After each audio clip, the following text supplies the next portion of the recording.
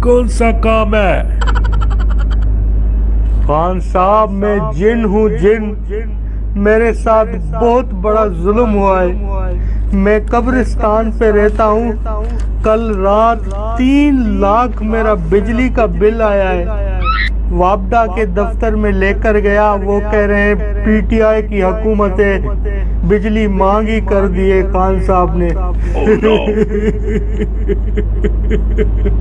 आपने घबराना नहीं है। मैं आपसे वादा करता हूँ कि मुल्क में सस्ताई करूंगा। खान साहब यकीन करें, जब से टीवी पर मैंने आपका 2 करोड़ नौकरियों वाला बयान सुना था, उसी दिन से हम सारे जिनों ने अपने NIC कार्ड और डोमिसाइल बनवा दिए ताकि हमें भी नौकरी मिल सके। कहाँ गई आपकी वो नौकरियां खान साहब? कहाँ गए 50 लाख घर?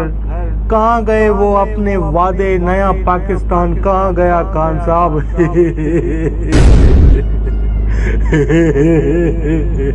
देखें, थोड़ा सब्र कर ले।